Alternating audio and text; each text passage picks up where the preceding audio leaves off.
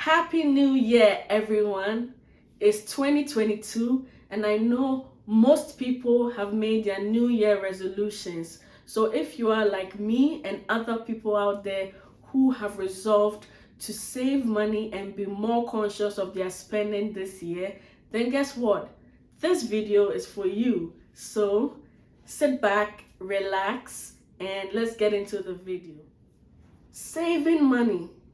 It's difficult, but with a plan, you and we can do it. So, how should you start? This is a beginner's start to saving money, and this is the student edition. Not saying that you can't use these tips if you are working, but as a student, I'm using a minimal budget. And that's why I say this is the student edition, and I'm a student myself, so why not? The first thing you need to do if you are keen on saving money is to know what you spend on. Look, guys, I keep track of my spending.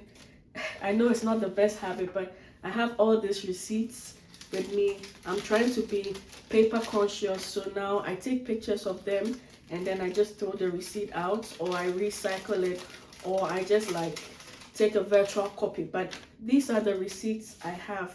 I track my expenditure. I look at every single item I buy and I put the price either in my phone or on the normal receipt you get from the store. This helps me to track my spending and let me know what I'm actually spending a lot of money on. Once you know what you're spending money on, that's like the biggest thing, the biggest hurdle. So once you know that, you get that out the way, the second thing you should do is to write down your wants and your needs. If you know what you spend money on, you have the receipts, you have maybe in your phone, your e-statement balance shows you what you actually spend money on. Then this step I'm talking about is step 2. But if you do not know what you spend money on and you want to know what you're spending your money on, then writing down your wants and needs would be step 1. But this is just by the way. So, how do you know the difference between a want and a need? Very simply, a want is something you can do without, but you'd rather have. You need breakfast, right? But you don't necessarily need $15 waffles for breakfast, but you want $15 waffles for breakfast. But you need fruit and protein in your breakfast. So this is just an example. So this is how to differentiate between a need and a want. So you can do that on your phone, you can do that on your tablet, you can do that on a piece of paper in your journal, however suits you best. But categorize your needs and your wants. Once you categorize your needs and wants, pay close attention to your needs. You need to ensure that every single thing in your need is really a need.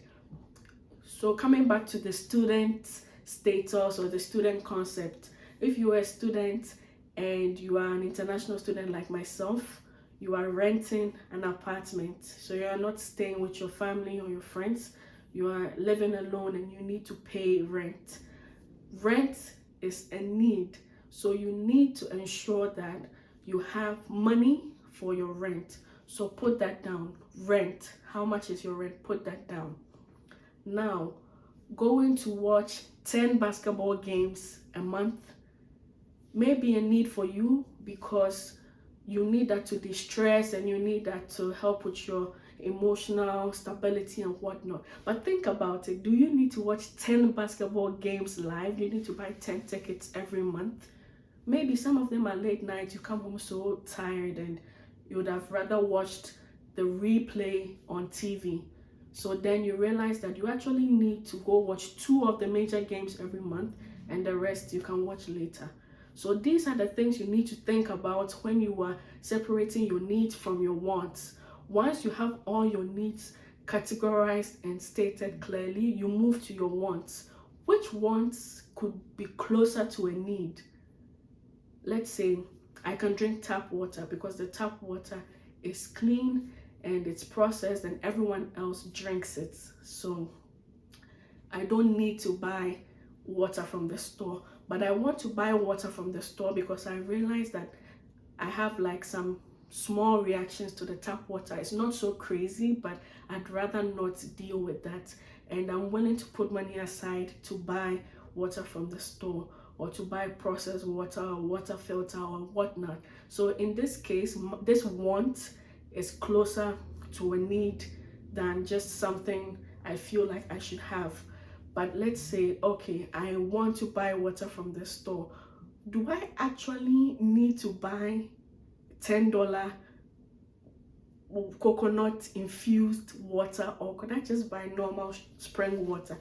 Think about that. So this is how you can also categorize your wants and take out the wants which could be eliminated from the list, leaving behind the wants which you ideally would categorize as a need when you have like enough money.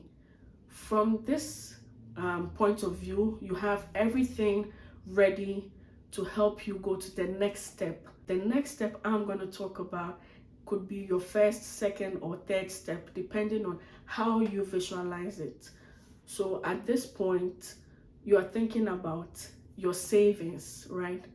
So in the beginning of the video, the whole concept of this video is how to save money and how to be more conscious of your spending. You need to know what you are saving for, why you are saving. I know a lot of people think this is not important, but this is crucial because this will help you determine what you are spending your money on. And I heard this wise saying when I was a little younger, that first take out your savings from your income, and then what is left will be your spending. And using this technique will help you greatly save a lot of money and cut a lot of unnecessary spending, trust me. So, as I've said before, know why you are saving. If, for instance, you're trying to save for a $1,000 MacBook because you need that to up your productivity at school and at work, this is an expensive product. So you set this realistic goal at the beginning of the year or whenever you are setting that goal, and your income is, let's say, $200 every month after tax and after rent. Let's just make it simple like that. After tax, after rent, you have $200, and you have only 5 months to be able to get your MacBook. That's not realistic. With $200, you need to buy your bus pass, you need to buy food and whatnot. So you should start thinking, could I actually do with a used MacBook which is still in good condition, which will be probably like $600 and would give me some warranty? I would get warranty on the MacBook. If yes, then you've already eliminated the biggest part of your saving problem, because at this point your budget you're working with for your savings is now $600. Before you even get into this whole I want to save and new year, new me and whatnot, know why you are saving. Honestly, when I was younger, I was saving a lot, but I really didn't know why I was saving. But I knew deep down that I would need money one day for something. And yeah, I did.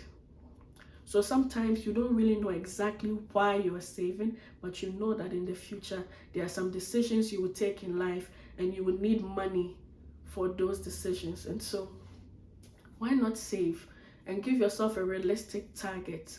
So once you know your savings and you've put together your wants and your needs, you know how much of your income you should take out, put in the bank, and the remainder of the income you should use for your spending, your wants and needs. Now, these are some additional tips I would like to give you. These are not strictly by the book, or you don't necessarily have to follow them, but these are ways that could help you save some money. One of the things is that you should shop for discounts. If you're going grocery shopping, look for places where you can buy at discount. Where I am currently, there are some shops that give student discounts, that give discounts on particular days of the week. So look around. Aside this, you can also partner with people. I say partner with people because the Walmart closest to me, Actually, every time I'm coming back from it, I need to take a taxi because the bus is always delaying and I have too much groceries. So if you are in a situation like this, partner with a friend, partner with your flatmate, partner with your roommate, anybody who usually shops on the weekend like you, or if you just have a good friend you can rely on, then you can plan together to split the taxi fare. And this is not just for going to the shop, this could be for other things. If you need to go to class and you're running late, but then your flatmate also happens to be in the same school as you, why don't you synergize and synchronize so that you can go with a taxi and save money instead of one individual paying the whole taxi fare? 2 3 people, groups of people, it's like carpooling, but this time you're using a taxi or an Uber or whatnot.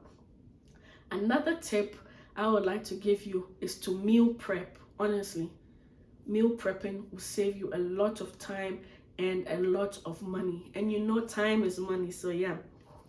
And this also helps you to shop in bulk. So if, let's say, you need to go to the shop every 3 days because you're running out of groceries, because you are eating a little at a time and you're buying a little at a time, that's time you're losing, that's money you're losing, because when you're buying a little at a time, you're not prioritizing what you should buy. You'll be like, oh, it's just $20 I spent today. But if you go to the shop 6 times in a month, that's $120. While if you really stick to a really good meal prep plan, you can actually cut that in half and you can save food, save yourself time, and save yourself money.